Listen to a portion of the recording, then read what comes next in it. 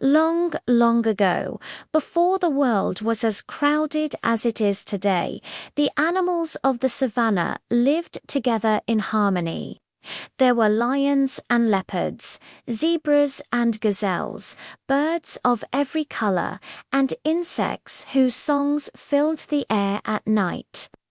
In the center of the land stood a mighty baobab tree. Its trunk was wider than 10 huts put together, and its branches reached out like the arms of a giant. This tree was no ordinary tree. It was said to be a gift from the spirits. Whoever approached the baobab with respect would find its branches heavy with fruit, even in the driest of seasons. But whoever came with arrogance or greed would be punished. One day a tortoise was crossing the savannah when he heard a group of birds singing in the branches of the baobab. The tortoise had been wandering for many days and his shell was dusty with dirt. He looked up at the birds and their song and thought to himself, "Oh, how I wish I could climb that tree and rest among those leaves." The birds saw the tortoise looking up, and they stopped their song. They knew that the baobab was a sacred tree and it was forbidden for other animals to climb it. "Why do you stare at us from down there, little tortoise?" asked one of the birds. "You cannot climb this tree.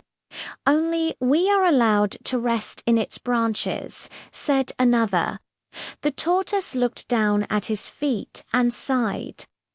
"I know that I am not allowed to climb the baobab, but I have traveled a long way and my shell is dirty. I just want to rest in the shade for a while." The birds discussed this among themselves, and finally one said, "We will make a deal with you, little tortoise. If you can bring us some food, we will let you rest in the tree for a day." The tortoise agreed to the deal and went off to look for food. He walked for many hours until he found a termite mound. The tortoise called out to the termites, "Good people of the termite mound, I am tired from my journey and I need some food. Please give me something to eat." "Of course," said the termites, "but first you must do us a favor. We need a new king, but none of our sons is worthy of the throne. If you can find a stone as tall as our mound and as wide as our front door, we will make you king and give you all the food you can eat." The tortoise agreed and set off to look for the stone. He searched for many days, and every time he found a suitable rock, a baboon would come by and carry it away. The tortoise was about to give up hope when he saw an old crocodile sunning herself on a rock. "Excuse me," said the tortoise, "but would you mind if I used your rock as a throne?" The crocodile opened one eye and looked at the tortoise. "Help me catch a baboon and I will let you use my rock," she said. The tortoise agreed and they made a plan. The tortoise crawled into the tall grass and waited for a baboon to pass by. When one did, the crocodile grabbed him in her jaws and pulled him towards the river. But the baboon was quick and nimble, and he managed to escape. Just as the crocodile was about to give chase, the tortoise shouted, "Wait! I see another one." The crocodile turned around and saw another baboon standing on top of the rock. She lunged forward, but the baboon jumped onto the back of the tortoise and held on tight. The tortoise was too small for the baboon to ride comfortably, so he started running in circles. And as he did, the thorns on his shell scratched the baboon, who soon fell to the ground, exhausted and bleeding. The crocodile seized the baboon and dragged him to the river. This time, she managed to pull him under and never let him come up again. Then the crocodile turned to the tortoise and said, "Thank you for your help. Now choose a rock to be your throne." The tortoise chose the same rock that the baboon had been sitting on and placed it in the center of the termite mound. Then the termites made him king and gave him all the food he wanted. The tortoise ate until his belly was round and his heart was happy. He thanked the crocodile and the termites and then set off to return to the Baobab. When he told the birds what he had done, they laughed at him. "A king of the termites, that is nothing. Bring us the fruit of the Baobab, and we will let you rest." The tortoise realized that the birds were just trying to trick him, but he was desperate to rest, so he agreed. He climbed the tree and tried to reach the fruit, but the branches were too high and he couldn't get any fruit.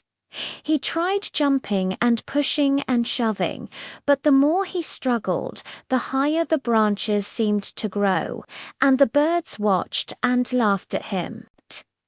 Just when the tortoise thought he would have to give up, he saw a small hole in the bark. He stuck his head inside, and it was dark and cool. The tortoise wriggled his way through the hole and found himself inside the tree. It was like a secret hiding place just for him.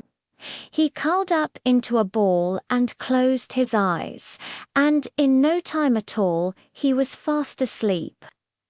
Meanwhile, a leopard was prowling around the baobab. He had smelled the tortoise inside, and now he was trying to find a way to get at him. He looked up at the branches and saw where the tortoise had disappeared to. The leopard jumped up and knocked the tortoise out of the hole. He landed right on top of the leopard, and they stared at each other for a moment. Then the leopard opened his mouth wide and pounced. At that moment, a hornbill flew down from the tree and pecked the leopard on the nose. "That's enough of that," she said. "This animal is not yours to eat." The leopard shook his head and growled.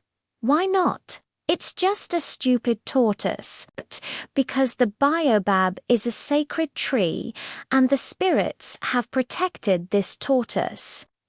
"Go find your food elsewhere," said the hornbill.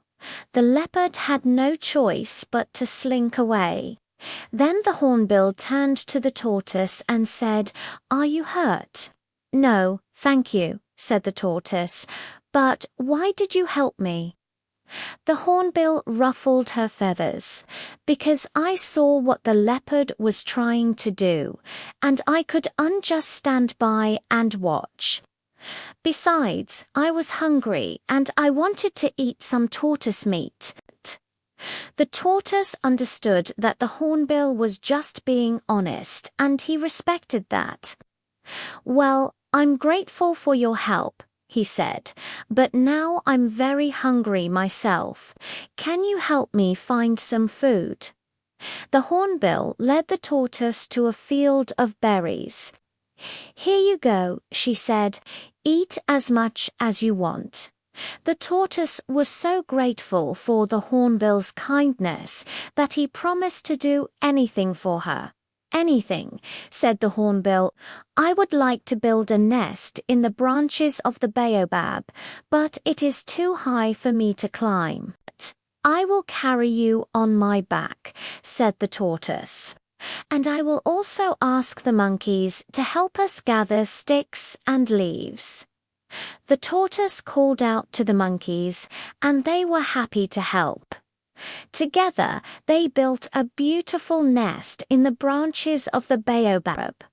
From that day on, the tortoise and the hornbill became best friends.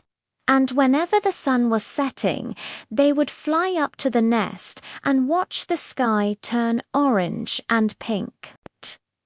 The tortoise never forgot the hornbill's kindness, and he always remembered that even the smallest animal can be brave and helpful. Now, I know you must be wondering what happened to the birds that tricked the poor tortoise. Well, they got their comeuppance too. One day, a strong wind blew through the savannah and knocked all the birds out of the baobab. They were so scared that they forgot to fly away, and they tumbled down to the ground, where the tortoise and the hornbill caught them. "Why didn't you share your food with the tortoise?" asked the hornbill. "We didn't want to," squeaked one of the birds. "Well, then you won't mind if I eat you," said the hornbill, opening her beak wide. The birds panicked and begged for mercy, but the tortoise stopped the hornbill. "That's enough, my friend," he said. "These birds have learned their lesson. Let's leave them alone." So the hornbill let the birds go, but from that day on, they never went back to the baobab, and they learned that it's always better to be kind and share with others.